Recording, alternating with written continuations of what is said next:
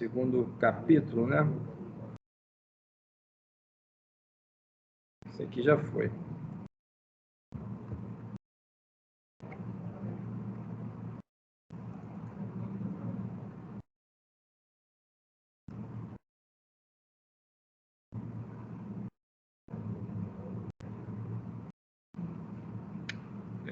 Vamos lá. Pronto. Então, o segundo capítulo ele é baseado no Rustbuk novamente, né? Aí é para a gente poder sair do básico, né? Que é um programa lá. Até o momento a gente fez o Hello World, né? Que é o que todo mundo faz quando vai começar. E aí fazer um programa um pouquinho mais complexo para a gente poder sentir aí, né? Como é que é a linguagem. Aí a gente não ficar vendo muita sintaxe antes de ter visto um programa realmente funcionando, tá? Então vamos lá. Então, o que vai ser visto aqui, né? Apresentar mais conceitos de Rust, tá? Um exemplo real. Usar o que a gente chama de crates, né? Que seriam pacotes, né? Basicamente. Externos, ou seja, a gente vai pegar uma dependência externa, vai importar no projeto e vai usar, tá? Que é uma coisa interessante, tá? Para aprender. E mostrar alguns conceitos como variável, mudança de tipo de variável, comparação de valores, loops, entre outras coisas. Tá? Então, vai ser implementado um exemplo clássico, que é um jogo aí de adivinhação. E aí tem o link, né? Como esses slides eles são baseados no Rustbuk, o código-fonte das coisas que estão sendo feitas aqui estão disponíveis no GitHub, tá? Então, tem o link lá para vocês poderem baixar e acompanhar. Tá? Então, a primeira coisa que a gente vai fazer é criar um projeto novo, né? Vai dar um cargo New Guessing Game, né? Ou, se vocês quiserem dar outro nome, pode dar também, né? Eu vou fazer aqui para a gente poder fazer juntos, tá?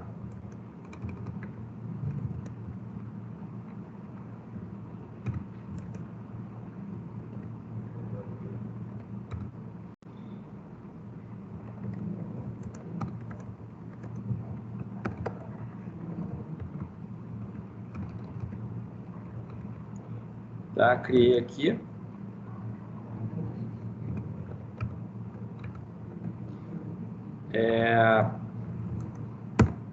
Abrir aqui o Visual Studio Code. Fechar os outros aqui.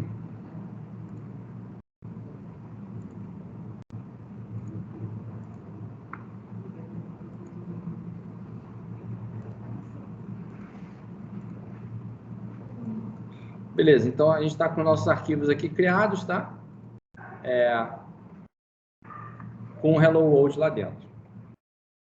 Tá? Aí vamos seguir. Então, o que a gente vai fazer, né? Vai pegar um código inicial, né? Tem o link aqui, se vocês quiserem baixar o código, tá? Ou então copiar do slide e colar lá, né? Então, dentro da parte da SRC, né, a gente vai colocar esse código aqui. Eu vou copiar daqui mesmo, que é mais fácil. E aí, vou explicar aqui esse código para vocês.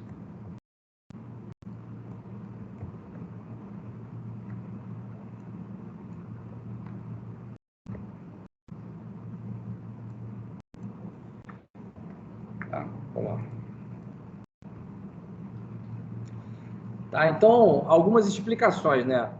A primeira delas, né? As variáveis em Rust, elas são, por padrão, imutáveis, né? Primeiro, olhando esse código aqui, assim, quem já viu algum programa em alguma linguagem de programação já tem uma ideia, assim, do que vem dentro desse código, né? Então, aqui em cima são os imports, né? O que você vai usar, né, dentro da tua linguagem. Então, por exemplo, ele está importando aqui stdio, né, que é entrada e saída padrão. Tá? A gente faz isso muito em qualquer linguagem de programação que a gente vai interagir CLI, a gente usa entrada e saída padrão. Né? E aí a gente tem o nosso programa principal que está dentro dessa função aqui, né? Com esse corpo aqui, que é a main. E aí tem algumas instruções para quem já programou em C ou uma linguagem parecida com C, sabe, né? Ou então até em Java, né? Print, para imprimir alguma coisa. Depois a gente vai falar algumas coisas a mais aqui, tá? Sobre isso. Então, o que esse programa vai fazer? Ele vai imprimir guess the number, please input your guess, tá? Ele vai criar aqui uma variável que é uma string, tá? E atribuir aqui, ó, ele vai criar uma string e atribuir uma variável. Já vou explicar os detalhes, tá, disso para você. Tá? E aí, dentro aqui dessa parte, ele vai ler, né, a entrada padrão, tá? E vai colocar para essa variável, o valor para essa variável. Tá? E aí, no final das contas, vai imprimir essa variável. Tá? Então, vamos fazer aqui a execução, né? Vocês já aprenderam a fazer, né? Como é que eu faço aqui para executar esse código? Oi? Cargo run. Opa. Se eu tivesse salvo o arquivo, teria dado certo, né? Como eu não salvei. Aí vai pedir um número, você bota aqui o número, sei lá, 10, e aí ele fala lá, you guess it, 10.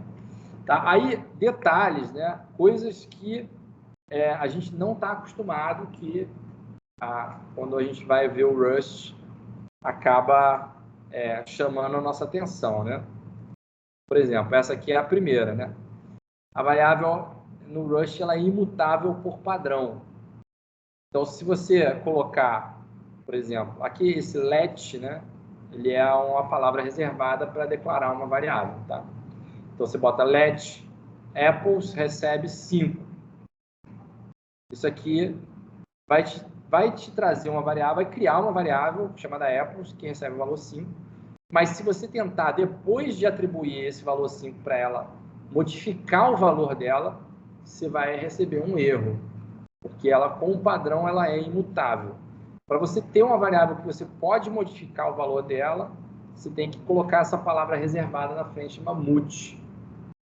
Tá? Para você dizer explicitamente que você quer uma variável que você pode modificar o valor. Tá? Então, você tem lá, let apples recebe 5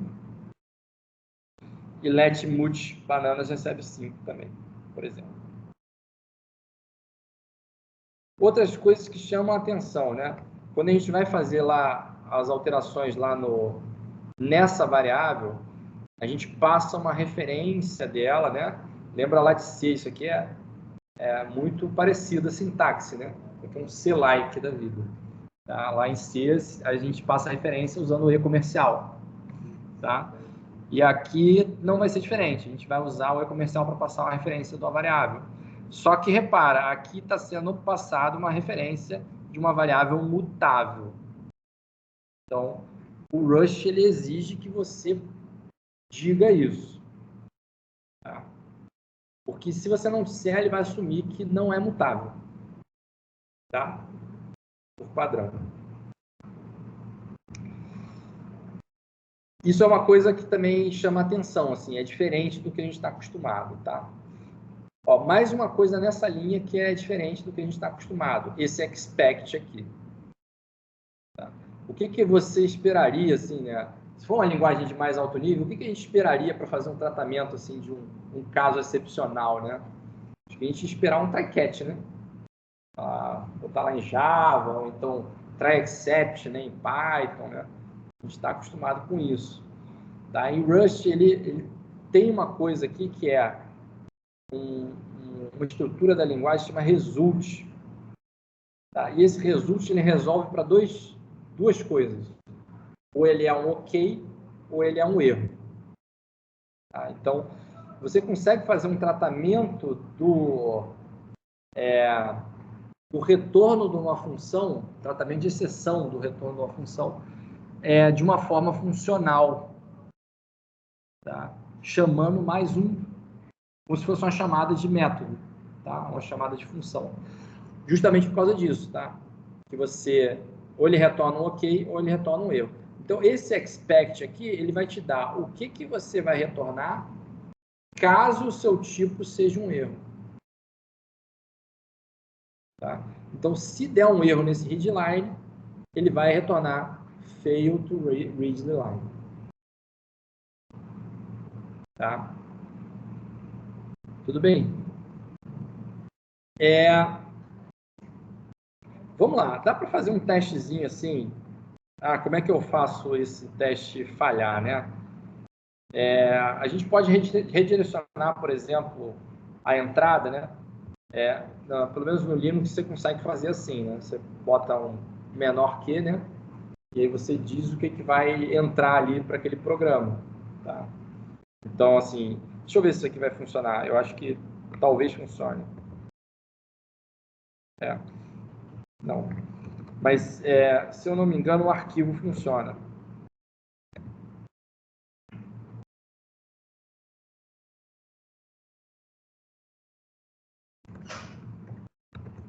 Uma coisa desse tipo assim, ó. Tem um arquivo de texto que tem um valor 10 lá, por exemplo. Deixa eu dar um Enter aqui só para garantir. Você bota aqui.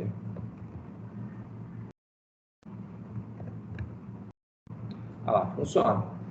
Tá? Você deu a entrada dele e o arquivo, né? Tá?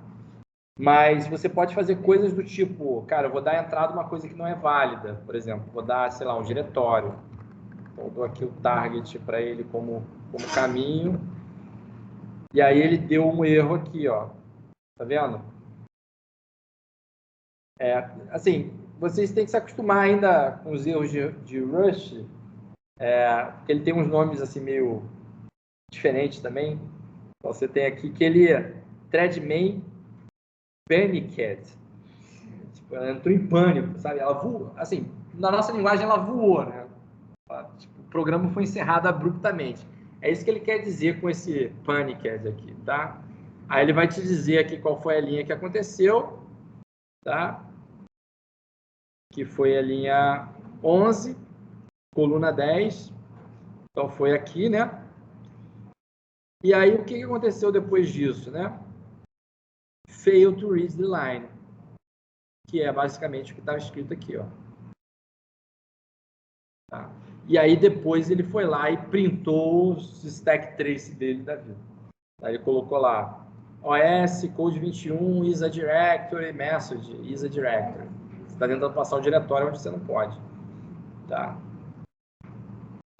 E te falou o seguinte, que você tá vendo esse stack trace porque o Rust backtrace está igual a 1 como variável de ambiente no teu ambiente. Se você setar isso aí para 0, provavelmente você não vai ver. Tá? Você está num modo de debug, digamos assim. Tá? Por enquanto, tudo bem? Tranquilo? Então, seguindo, tá?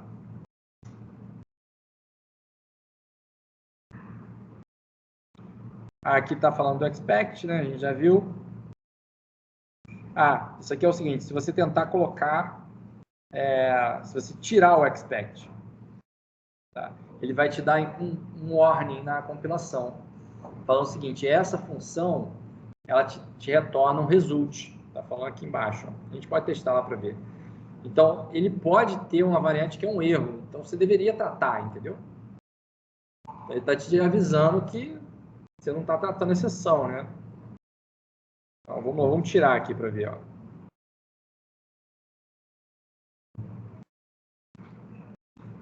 Aí você dá um cargo run aqui. Olha lá o que ele vai te mostrar. Te mostrou aqui, ó. Olha o warning aqui. Você deveria tratar isso, né? Tá. Tem algumas formas de configurar se você quer ver esses warnings, tá? Ou não, tá? Mas isso a gente vai ver depois, tá? Como é que a gente faz essas coisas. Então, eu vou voltar com o meu tratamento de exceção aqui, tá? Deixa aqui. E aí a gente roda aqui, não vai dar mais o warning, tá? A gente pode colocar aí o valor que a gente quiser.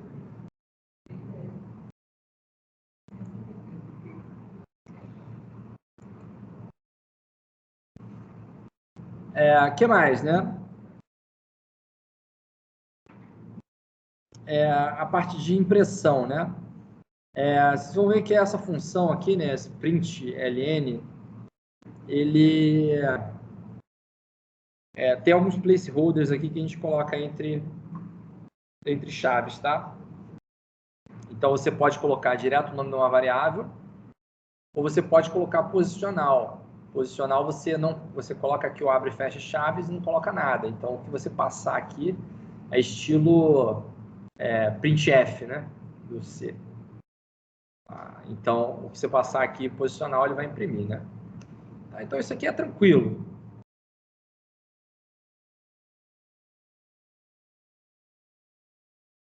Outras coisas interessantes, né? Adição de dependências. Aí, o que a gente vai fazer aqui, né? A gente vai adicionar um crate, né? Que é um módulo externo para a gente poder usar dentro do nosso projeto. Tá? Então, uma forma da gente fazer isso é utilizando, ou você adiciona diretamente lá no cargo TOML, tá? Ou você usa o cargo add, e aí ele vai adicionar para você. Tá? Então, eu vou colocar aqui, ó, deixar aqui o cargo TOML aqui aberto, vou fazer aqui, cargo add, qual que é o nome da dependência? Rand 0.8.3. Tá? Aí o que ele fez? Ele colocou aqui, tá? E ele já verifica, né, se ele precisa de algum outro cara que esse cara depende, tá? Ele vai verificar e vai adicionar também, tá? Você vai reparar o seguinte, aqui ele vai colocar as dependências semânticas que você colocou no projeto, no cargo TOML. Mas existe um outro arquivo que chama cargo lock, que ele vai dizer todas as dependências e as dependências das dependências, nas versões específicas que elas são necessárias para poder realmente fazer a instalação. Tá? Então, esse arquivo aqui, a gente não deve editar ele manualmente. Tá? O cargo lock deixa quieto, deixa o cargo se virar com ele. Tá? Mas se você quiser consultar, saber assim, cara, qual é a versão específica, né, que eu estou usando aqui no meu projeto, você vem aqui e dá uma lida.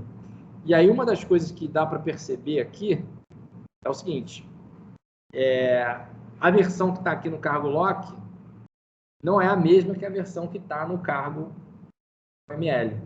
Porque quando ele tem a oportunidade de poder atualizar isso sem quebrar nenhuma dependência, ele atualiza para você. Tá? Então, isso normalmente acontece só nessa última parte aqui da versão, né? Que a gente usa versionamento semântico, onde existem 3 partes, né? Da versão, do número da versão, né? Que é o major, o minor e o patch. Tá? Isso aí vocês veem em outras matérias, assim, em engenharia de software a gente explica isso, né? Gestão de configuração, que a versão major são para grandes mudanças, a minor é para mudanças menores, mas que também adicionam funcionalidades, e a patch geralmente são para bug fix, tá? E mudanças muito pequenas. Geralmente é mais natural como o pessoal dessa geração para cá. O pessoal já está acostumado, né? Que bom. Tá? Então, é isso. Vocês vão ver o seguinte, o que eu expliquei lá, né? A versão que ele pegou foi a 0.8.5, tá? E aí, você repara também, quando você for compilar, que ele vai dizer todas as versões de todos os pacotes que ele está usando especificamente para fazer a tua compilação. Tá? Deixa eu só... Eu não dei um cargo build aqui. Deixa eu só dar um cargo build aqui para vocês verem.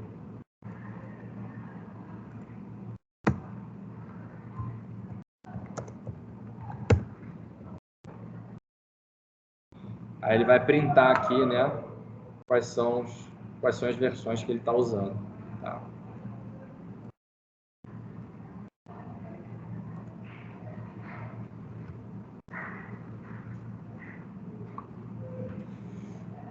Então tá, se você quiser, né, você pode atualizar as dependências também, né? Imagina, eu estou trabalhando num projeto e aí, de repente, eu preciso fazer alguma atualização.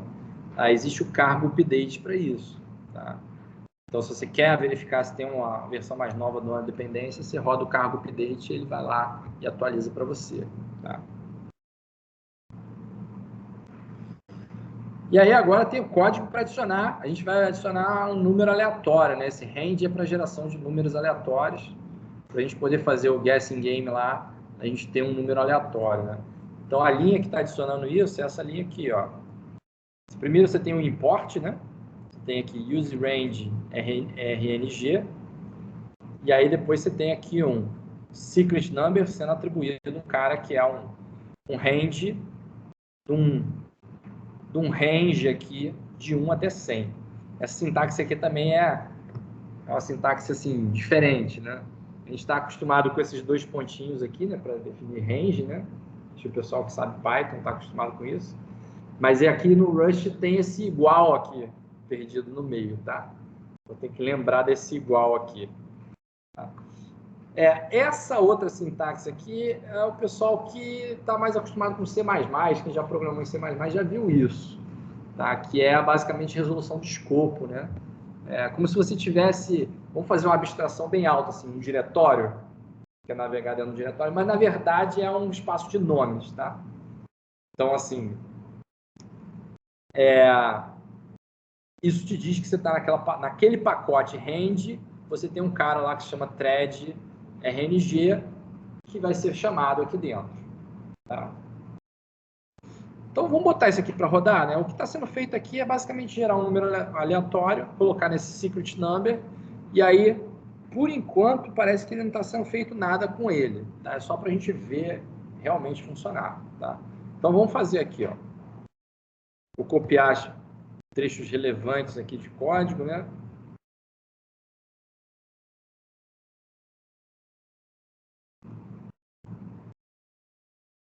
Eu acho que está onde? Está no... Tá antes do input. Depois do guess the number. Tá aqui. Na verdade, primeiro é aqui em cima, né? Depois a gente vai pegar esse código aqui, ó.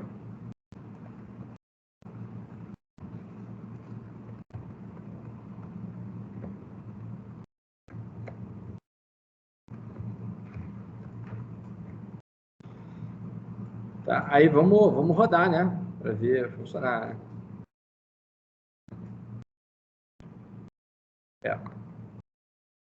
Ele já está reclamando de uma coisa aqui, né? Que a gente não usou a variável, né? Então ele colocou aqui. Se isso aqui for intencional, você não usar uma variável, você pode começar ela com um underscore. Tá? Então isso é uma convenção. Tá? Geralmente underscore é usado para variáveis privadas, né? Em linguagens que não tem modificador de acesso. Então, em Python, por exemplo, isso é uma convenção, né?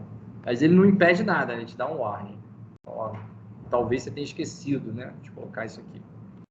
Tá? Mas se a gente usar a variável, aí não vai ter problema. Se eu não me engano, a gente já vai começar a usar no próximo slide aqui, né? Tá? Beleza, aí para a gente começar a usar essa variável, né? Repara que aqui tem um comentário, né?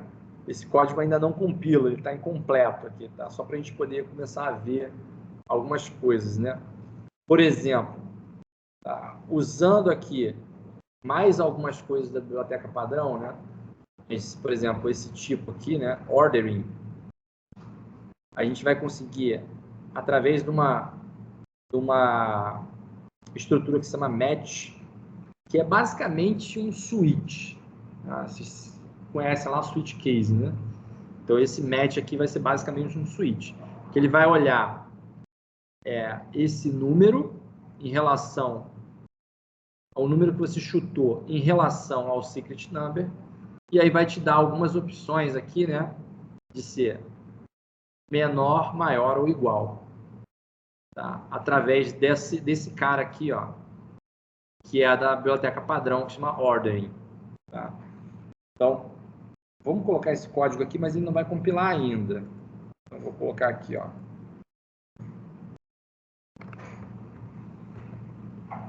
Então, não é o RNG, não. Vou colocar aqui o ordering. Vou colocar esse cara aqui embaixo, mas eu não vou poder compilar ele ainda, tá?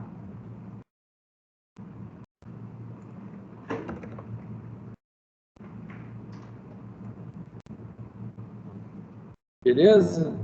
Deixa aí. Se você tentar compilar, você vai receber um erro. A gente já vai resolver esse erro aqui. Tá? Que é um erro de tipo. Tá? Em relação a você está tentando comparar uma coisa com... Você está comparando uma coisa que é uma string com uma coisa que é um número. Tá? Então, ele não consegue comparar. Mas aí a gente já vai resolver isso agora. Ó.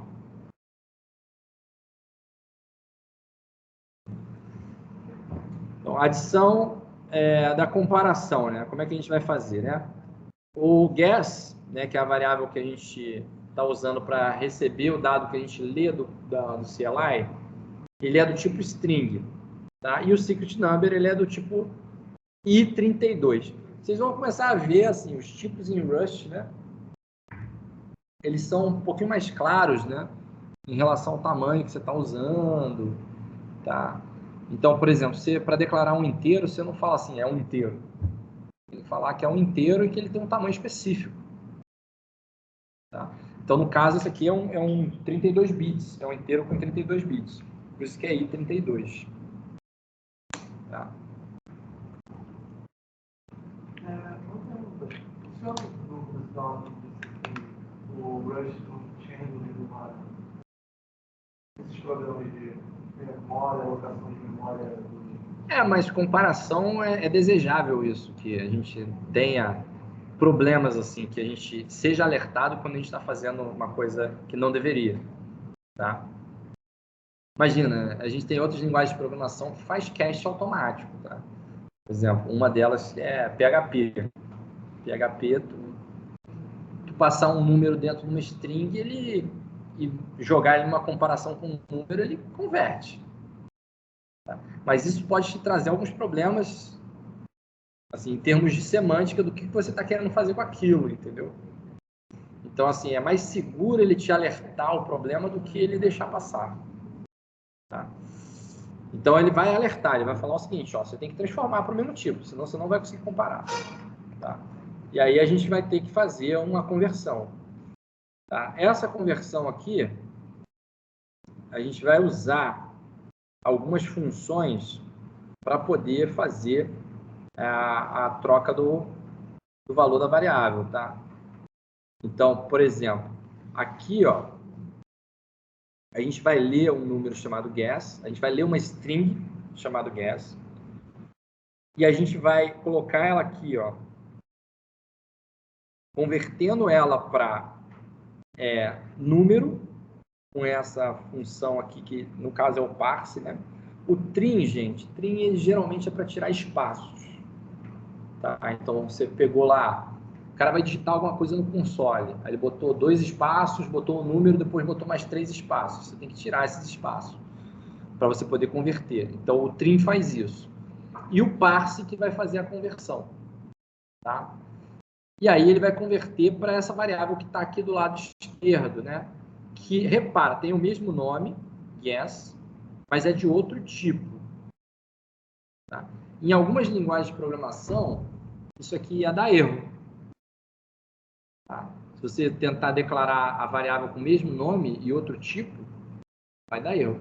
Só que o Rust isso não dá erro. Isso é uma técnica chamada shadowing, que é sombreamento, né?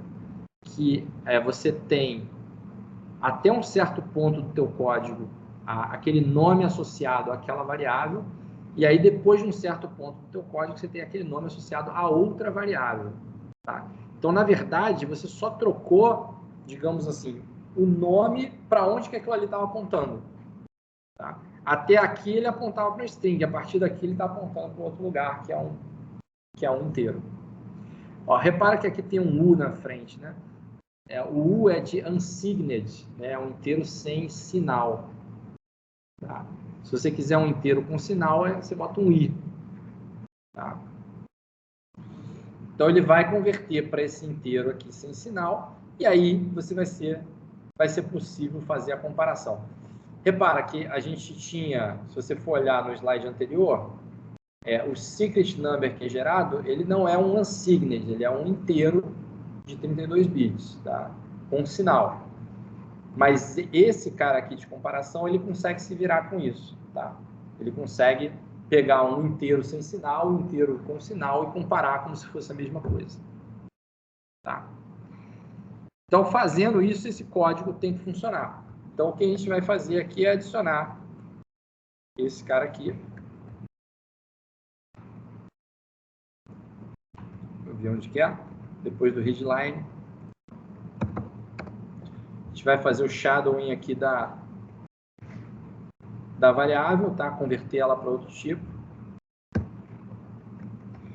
E tem mais alguma coisa que foi adicionada? Não, não tem mais nada. Então, agora esse código já tem que funcionar.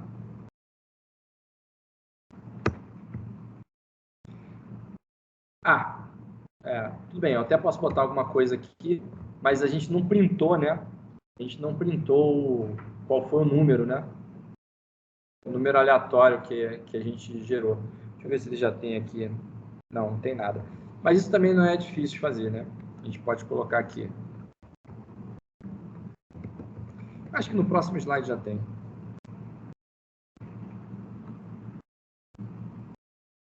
Aqui, ó. Beleza. Outras coisas interessantes a serem feitas, né? Printar o número. Então, é essa linha aqui, ó. Secret number is secret number. Vou botar ela aqui para a gente poder ver logo.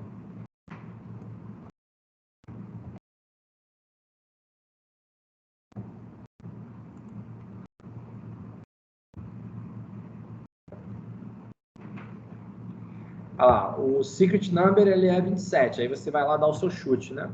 10. É menor. Aí você tem que rodar de novo. Botar 77, que é igual. Você ganhou, né? Está dizendo, se for igual, você ganhou. E, por último, botar um cara que é maior aqui, 90. 90 é muito grande, tá? Ele fala too big. Tá? Então, isso aqui é beleza, só que a gente ainda está tendo que, para cada número que a gente chuta, ter que ter uma nova execução do programa, né? Então, seria interessante esse programa ficar em loop, né? Para a gente poder ver isso acontecendo várias vezes. E aí, a gente vai usar essa estrutura aqui, ó. O Rust ele tem uma estrutura específica para criar um loop infinito. Tá? Então, outras linguagens você usaria while true, while uma comparação que resulta em true, alguma coisa desse tipo. Mas aqui você tem um cara específico que chama loop. Você coloca loop, tudo que está ali dentro vai ficar num loop infinito ou até você encontrar um break. Semanticamente é mais claro.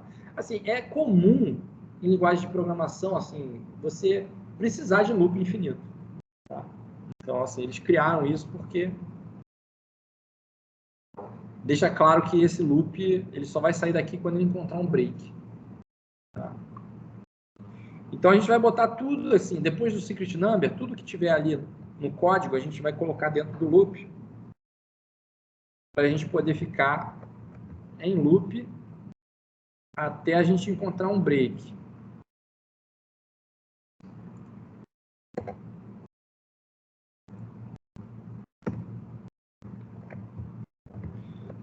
E o break, se eu não me engano, ele está aqui dentro do win, né? Ele colocou aqui uma chave, né? Para delimitar onde começa aqui o código do equal.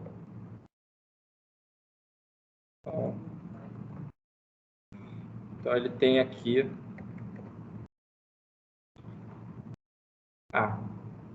esse print aqui está duplicado. Assim. Então, quando for equal, ele, em vez de executar só uma linha aqui, né, só uma instrução, ele vai executar esse bloco, né, onde você tem o print e o win, e aí você tem o break que vai quebrar esse loop aqui. E aí vai fazer o programa ser encerrado, tá? Então, vamos rodar aqui. Chuta um número, vamos lá. 10. Vou botar 40, só para ver aqui. E aí eu vou botar o 30 para ele poder sair, tá? Beleza? Tá dando para pegar aí várias coisas aí diferentes, né? Mas bem interessantes, assim, do Rust.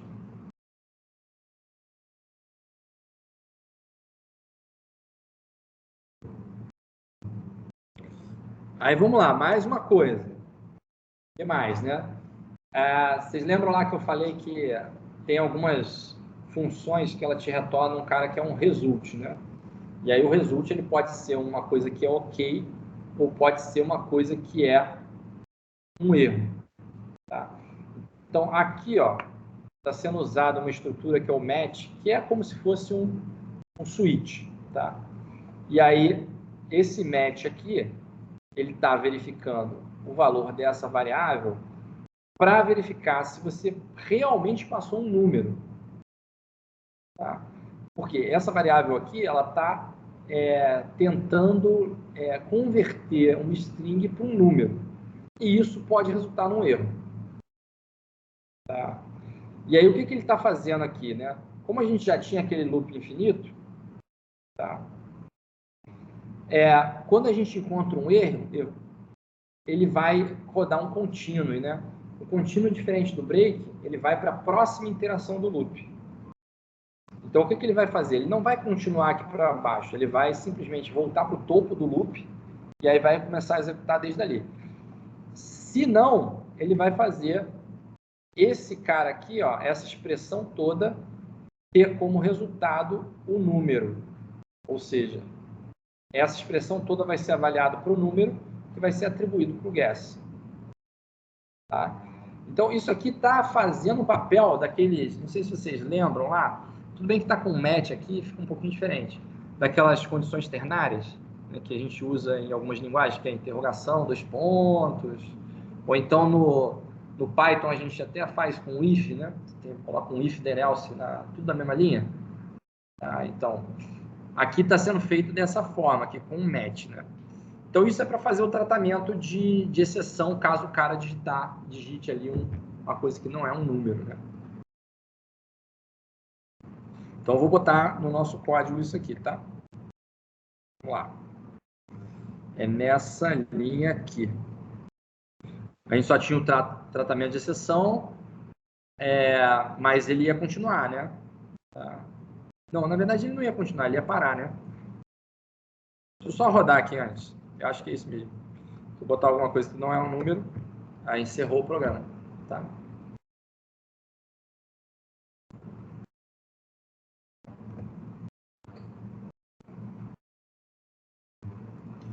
Agora ele vai fazer um tratamento que ele continua, né? E ele, como vai subir, né? A próxima coisa que você vai ver é pedindo para você inserir um número, né?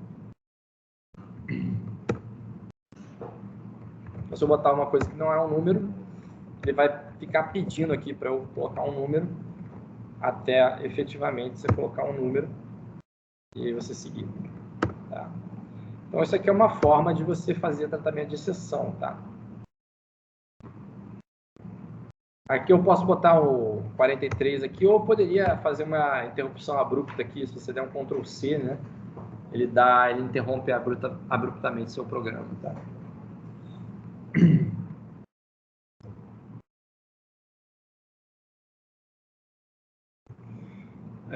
Beleza? Vamos lá, seguindo, hein?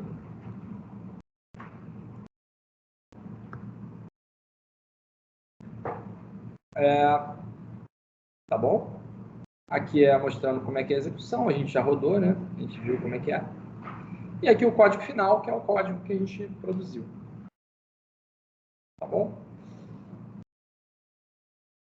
Lembrando que esse capítulo, ele é baseado no capítulo 2 do Rust Book, tá? E tá o link aqui para vocês.